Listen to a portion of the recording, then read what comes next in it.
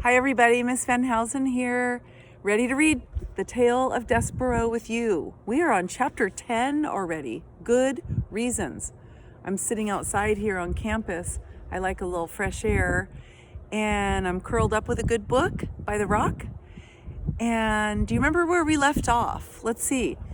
Everyone was really upset with Despereaux because they found out that he had been in front of the king and the princess, and she touched him, remember? So here we go. Let's see what happens with our fearless hero, Despereaux. Chapter 10. The entire mouse community, as instructed by the most very honored head mouse, had gathered behind the wall of the castle ballroom. The members of the Mouse Council sat atop 3 bricks piled high, and spread out before them was every mouse, young and old, foolish and wise, who lived in the castle. They were all waiting for Despereaux.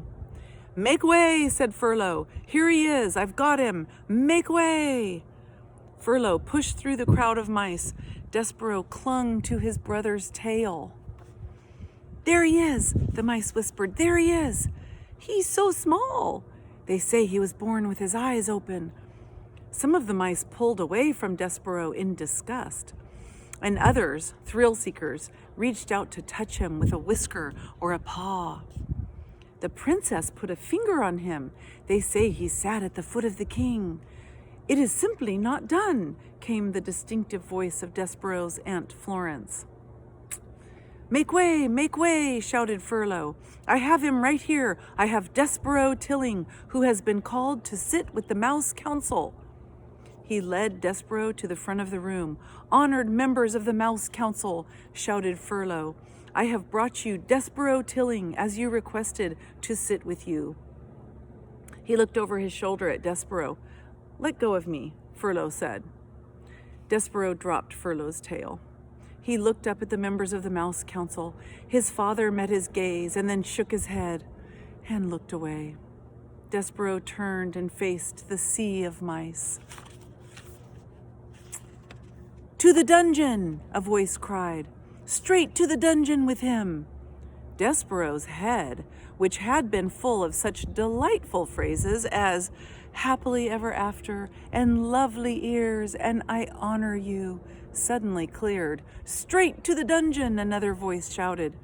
"Enough," said the most very honored head mouse. "This trial will be conducted in an orderly fashion. We will act civilized."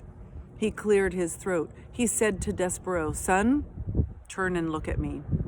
Despereaux turned. He looked up into the head mouse's eyes. They were dark eyes, deep and sad and frightened. And looking into them, Despereaux's heart thudded once, twice. "Despereaux Tilling," said the head mouse. "Yes, sir," said Despereaux. "We, the 14 members of the Mouse Council, have discussed your behavior. First, we will give you a chance to defend yourself against these rumors of your egregious acts." Egregious is a really big word, and it means like against the rules, like wrong-headed kind of acts. "Did you or did you not sit at the foot of the human king?" "I did," said Despereaux, "but I was listening to the music, sir. I was there to hear the song that the king was singing." "To hear the what?"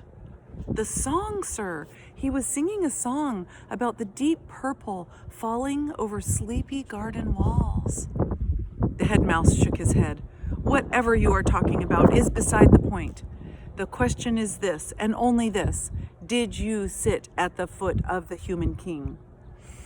"I did, sir." The community of mice shifted their tails and paws and whiskers. They waited. "And did you allow the girl human, the princess, to touch you?" "Her name is P." "Never mind her name. Did you allow her to touch you?" "Yes, sir," said Despereaux. "I let her touch me. It felt good." A gasp arose from the assembled mice. Despereaux heard his mother's voice. "Mon Dieu! It is not the end of the world. It was a touch. What of it?" It is simply not done, came Aunt Florence's voice from the crowd. To the dungeon, said a mouse in the front row. Silence, roared the very most honored head mouse. Silence! He looked down at Despereaux. Do you, Despereaux Tilling, understand the sacred, never to be broken rules of conduct for being a mouse? Yes, sir, said Despereaux. I guess so, but did you break them? Yes, sir, said Despereaux. He raised his voice. But I broke the rules for good reasons, because of music and because of love. Love, said the head mouse. Oh, cripes, said Furlough. Here we go. I love her, sir, said Despereaux. We are not here to talk about love. This trial is not about love. This trial is about you being a mouse, shouted the most very honored head mouse from high atop the bricks, and not acting like one. Yes, sir, said Despereaux. I know. No, I don't think that you do know. And because you do not deny the charges, you must be punished. You are to be sent, as ancient castle mouse law decrees, to the dungeon. You are being sent to the rats. That's right, shouted a mouse in the crowd. That's the ticket. The dungeon? The rats? Despereaux's small heart sank all the way to the tip of his tail. There would be no light in the dungeon, no stained glass windows, no library, and no books. There would be no Princess P. But first, said the very most honored head mouse, we will give you the chance to renounce your actions. We will allow you to go to the dungeon with a pure heart. Renounce? Repent. Say that you are sorry you sat at the foot of the human king. Say that you are sorry you allowed the human princess to touch you. Say that you regret these actions. Despereaux felt hot, and then cold, and then hot again. Renounce her? Renounce the princess? Mon Dieu, shouted his mother. Son, do not act the fool. Renounce, repent. What say you, Despereaux Tilling? I say, no, whispered Despereaux. What? Said the head mouse. No, said Despereaux, and this time he did not whisper the word. I am not sorry. I will not renounce my actions. I love her. I love the princess.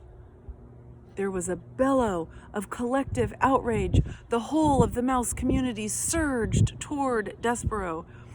The mice seemed to become one angry body, with hundreds of tails and thousands of whiskers, and one huge, hungry mouth, opening and closing and opening and closing, saying over and over and over again, to the dungeon, to the dungeon, to the dungeon. The words pounded through Despereaux's body with each beat of his heart.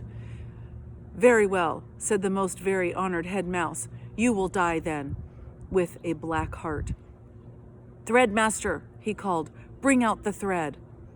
Despereaux marveled at his own bravery. He admired his own defiance. And then, reader, he fainted. That was the end of chapter 10. Very dramatic. What do you think? Should we do chapter 11? I think we have time. It's a pretty short little chapter, I think. Let's keep going. Poor Despereaux.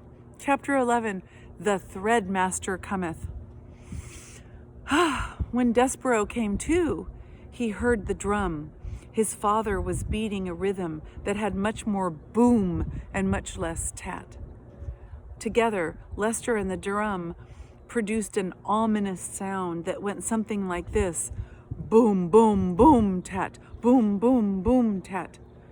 Make way for the thread, cried a mouse who was pushing a wooden spool of thread through the crowd. Make way for the thread.